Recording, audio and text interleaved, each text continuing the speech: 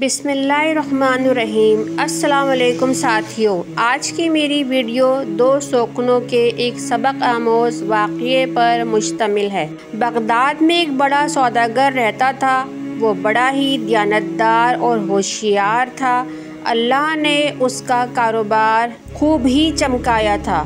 दूर दूर से ख़रीदार उसके पास पहुँचते और सामान ज़रूरत खरीदते। इसके साथ साथ अल्लाह ने उसको घरेलू सुख भी दे रखा था।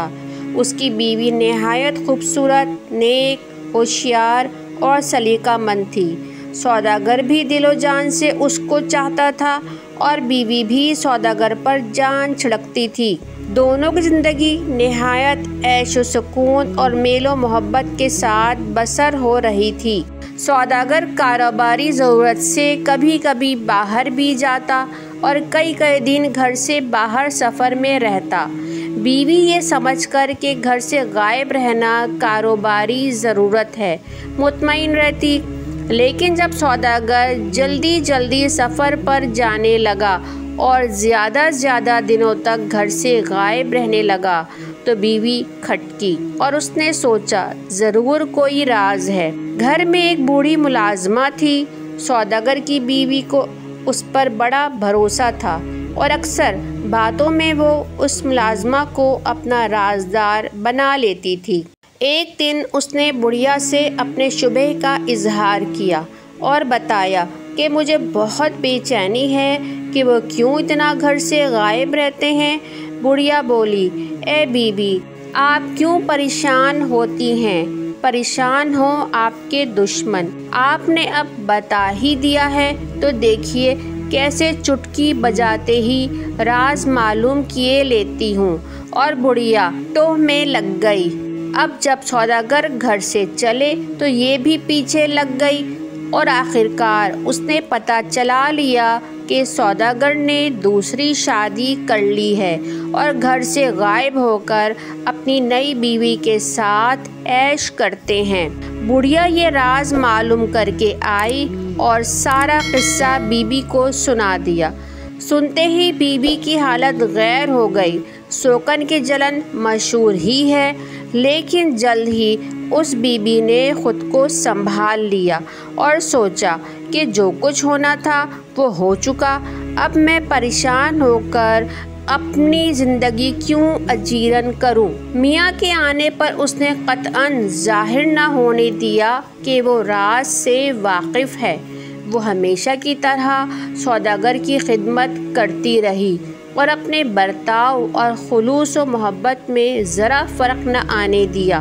दूसरी तरफ शरीफ सौदागर ने भी अपनी बीवी के हुकूक़ में कमी न की और हमेशा की तरह उसी खुलूस व मोहब्बत से बीवी के साथ सलूक करता रहा। शौहर के इस नेक बर्ताव ने बीवी को सोचने पर मजबूर कर दिया और उसने तय कर लिया कि वह शौहर के इस जायज़ हक़ में हरगिज़ रोड़ा न बनेगी। उसने सोचा कि आखिर मियाँ मुझ पर ज़ाहिर करके भी तो दूसरा निकाह कर सकता था। मियाँ ने इस तरह छुपा कर ये निकाह क्यों किया? इसीलिए ना कि मेरे दिल को तकलीफ़ होगी। कितना प्यारा है मेरा शौहर। उसने मेरे नाजुक जज्बात का कैसा ख्याल रखा और फिर उसने नई दुल्हन की मोहब्बत में मस्त होकर मेरा कोई हक़ भी तो नहीं मारा। आखिर मुझे क्या हक़ है कि मैं उसको उस हक़ से रोकूं जो अल्लाह ने उसको दे रखा है। बीवी ये सोचकर बिल्कुल मुतमईन हो गई। सौदागर बीवी का खुशगवार सलूक और बर्ताव देखकर यही समझता रहा कि अल्लाह की इस बंदी को राज मालूम नहीं है और अपनी तरफ से वो पूरी एहतियात करने लगा कि बीबी समेत किसी को भी कुछ मालूम ना होने पाए और दोनों हंसी खुशी प्यारो मोहब्बत से ज़िंदगी गुजारने लगे। आखिर कुछ सालों के बाद सौदागर की ज़िंदगी के दिन पूरे हुए और उसका इंतकाल हो गया। सौदागर ने चूँकि दूसरी शादी शहर से दूर बहुत खामोशी से की थी, इसीलिए उसके रिश्तेदारों में भी किसी को ये राज मालूम न था। सब यही समझते रहे कि सौदागर की बस यही एक बीवी है। चुनाचा जब ترکے کی تقسیم کا وقت آیا تو لوگوں نے یہی سمجھ کر ترکہ تقسیم کیا اور اس نیک بیوی کو اس کا حصہ دے دیا۔ سوداگر کی بیوی نے خاموشی سے حصہ لے لیا اور یہ پسند نہ کیا کہ اپنے مرے ہوئے شوہر کے اس راز کو فاش کر دے جو زندگی بھر سوداگر نے لوگوں سے چھپایا، لیکن اس نیک بیوی نے یہ بھی گوارا نہ کیا کہ وہ سوداگر کی دوسری بیوی کا حق مارے۔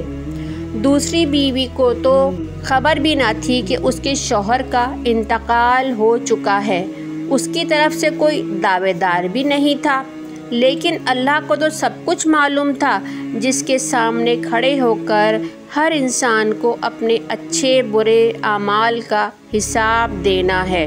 سوداگر کی بیوہ یہ سوچ کر کانپ گئی اور اس نے یہ طے کر لیا کہ وہ اپنے حصے میں سے آدھی رقم ضرور اپنی سوکن کو بھجوائے گی۔ اگلے ہی روز اس نے ایک نہایت معتبر آدمی کو ساری بات بتا کر اپنے حصے میں سے آدھی رقم اس آدمی کے حوالے کی اور اپنی سوکن کے پاس روانہ کیا، اور ساتھ ہی ایک چٹھی دے کر یہ کہلوا دیا کہ افسوس، آپ کے شوہر اس دنیا سے رخصت ہو گئے۔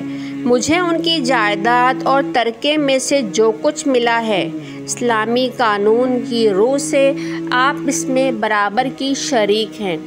میں اپنے حصے کی آدھی رقم آپ کو بھیج رہی ہوں، امید ہے کہ آپ قبول فرمائیں گی۔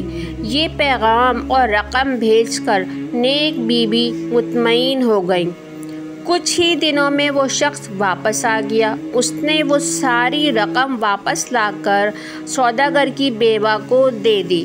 سوداگر کی بیوہ فکر مند ہوئی اور وجہ پوچھی تو جواب میں اس آدمی نے جیب سے ایک خط نکال کر بیوہ کو دیا اور کہا، اسے پڑھ لیجئے۔